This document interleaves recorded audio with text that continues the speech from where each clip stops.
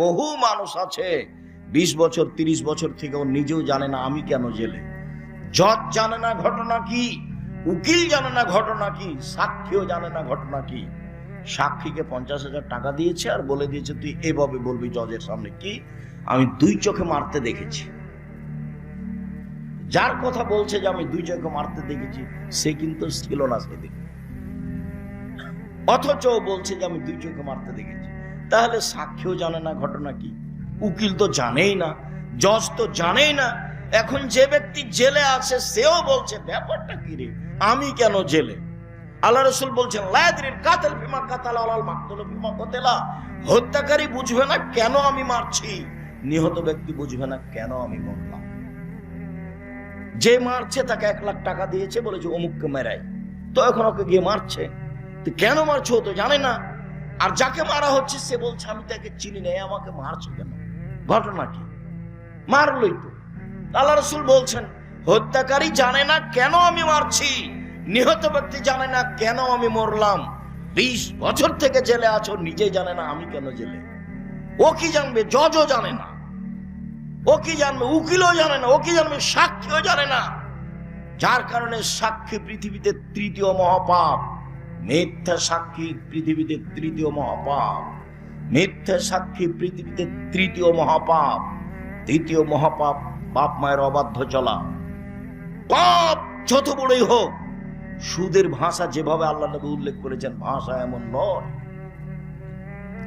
সাক্ষী যত বড়ই পাপ হোক না কেন, সুদের ভাষার সাথে তার মিল নেই।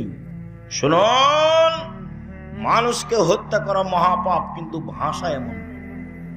সুদের পাপের ভাষা, কেউ যদি জেনে শুনে 1 টাকা সুদ খায়, 36 বার জেনে করে যত পাপ হবে, 1 টাকা সুদ খেলে তার চেয়ে বেশি পাপ হবে। পাপের জগতে কোনো পাপের ভাষা এরকম নয়। সুদের পাপের 70টি ভাগ রয়েছে। ছোট ভাগ হলো মার সাথে জেনা করলে যেমন পাপ হয়। কি দিয়ে আপনাকে আমি বুঝাই সুদের পাপের ভাষা কি, অবাক কথা। যে সুদ দিন-রাত মানুষে খাচ্ছে, কোনো পাপই নেই,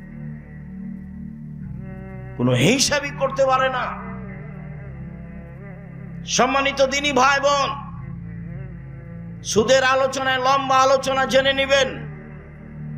এখানে বলছি সুদ যত বড়ই পাপ হোক না কেন, কোটি কোটি টাকা সুদ খেয়েছে, আজকে বলছে আল্লাহ আমি সুদের লেনদেন বন্ধ করলাম, জিন্দেগিতে আর কোনোদিন সুদের সাথে সম্পৃক্ত থাকবো না, আমি তোমার সাথে ওয়াদাবদ্ধ, তুমি আমাকে মাফ করো, ইনশাআল্লাহ সব পাপ ক্ষমা হয়ে যাবে। কিন্তু আপনি কারো বদনাম করেছেন, আল্লাহকে বলেন তো এখন। এই জন্য আমি যখনই বক্তব্য দিয়েছি তখন বলেছি 4টা জিনিস মনে রাখবেন। 1 5 ওয়াক্ত সালাত, 2 হালাল রুজি, 3 কোরআন তেলাওয়াত, 4 আড্ডা পিটা নিষেধ। আড্ডা পিটা 2 ধরনের। একটা দোকানে বসে ঘন্টার ঘন্টা গল্প করছেন, কার কথা যে কি বলছেন ধুলায় অন্ধকার। ওদিকে ল্যাংটা মেয়ে নাচছে আর এদিকে আপনি বসে আছেন আর একজনের বদনাম করছেন। আর একটা হলো মোবাইল নিয়ে ঘন্টার ঘন্টা ল্যাংটা মেয়ে দেখায়, হলো আড্ডা পিটা। এসব আড্ডা পিটা একেবারেই হারাম। আড্ডা পিটা টোটালি হারাম। আড্ডা পিটা চিরদিনের জন্য হারাম। এক রাহুল কালামাবাদ, এই ছেলে তোমরা দাঁড়িয়ে কেন? যদি জায়গা না থাকে বসার সেটা ভিন্ন কথা। আপনারা যারা দাঁড়িয়ে আছেন দয়া করে বসে কিছুক্ষণ কথা শোনেন। আপনার বিরক্তির আগে আমরা কথা শেষ করবো ইনশাআল্লাহ। যারা সামনে বসে আছেন বসে থাকা দেখে ভালো। এই তুমি দাঁড়িয়ে আছো কেন? ওখানে কি করছো তুমি? মানুষের তোমার দাঁড়িয়ে থাকাতে কষ্ট পাচ্ছে, এটা বুঝতে চাও না তুমি? বাস তুমি মেশিন ঠিক করেছো, প্রথমে 1 মিনিট ঠিক করে তুমি বসে থাকো। রাসূল সাল্লাল্লাহু আলাইহি ওয়াসাল্লাম যখন কথা বলতেন তখন সাহাবীগণকে বসতে বলতেন, এইটাও শুনতেন। কি করবে এভাবে মারামারি করে, দাপট দেখে, ক্ষমতা দেখে, মানুষকে অপমান করে, মানুষকে জেল হাজতে দিয়ে কি করবে? মরলেই জাহান্নাম। যারা দাপট দেখাচ্ছে, যারা ক্ষমতা দেখাচ্ছে, যারা মানুষকে অপমান করছে, যারা মানুষকে জেল হাজতে দিচ্ছে, এদের মরার পরই জাহান্নাম। হলো জালেম। আর জুলুম খুব কঠিন জিনিস, বিচারও পরে হবে। যারা যাকাত দেয় না তাদের বিচার পরে হবে কেন? ওরাও জালেম। কিভাবে জালেম হলো ওরা? ওরা ফকির মিসকিনের প্রতি জুলুম করেছে। ফকির মিসকিনের হক দেন। ধনী মানুষ কার টাকা মেরে খেয়েছে? ফকির মিসকিন। যেহেতু ধনী মানুষ ফকির মিসকিনের টাকা মেরে খেয়েছে, কাজে ও জালেম, এখন আর বিচার পরে হবে। আল্লাহ রাসূল বলছেন তার বিচার পরে হবে, হাত্তা ইউকযাবানা নাস।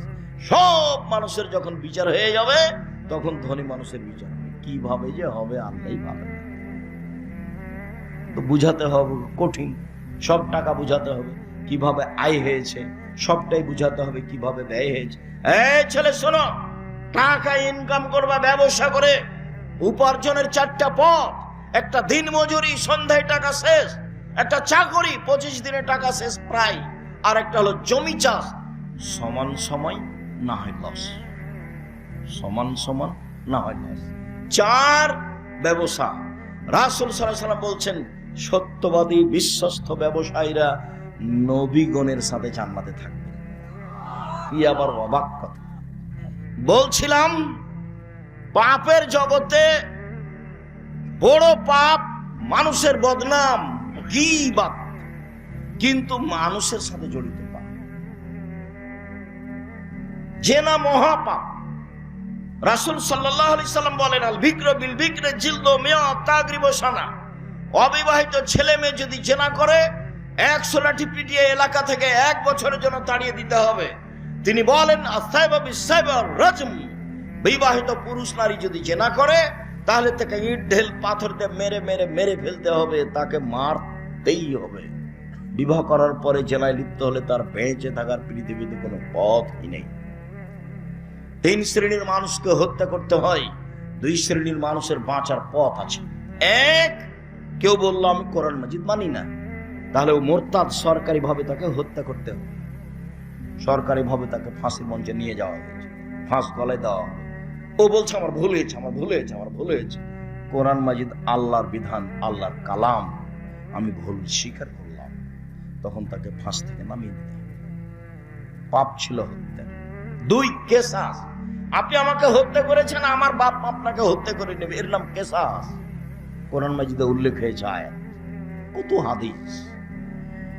এখন আপনার কেসাস হিসেবে আপনাকে ফাঁসির মঞ্চে নিয়ে যাওয়া হয়েছে, আপনি আমাকে হত্যা করেছেন, এখন আপনার গলায় ফাঁস দেওয়া হবে।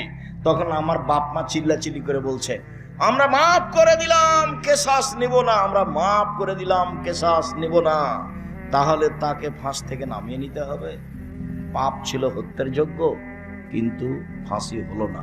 3, বিবাহ করার পরে যদি কেউ জিনায় লিপ্ত হয় তাহলে তাকে ইট ঢেল পাথর দিয়ে মেরে মেরে মেরে ফেলতে হবে, ফাঁসি দিতে হবে। বেঁচে থাকার পৃথিবীতে কোনো পথঘাট নেই।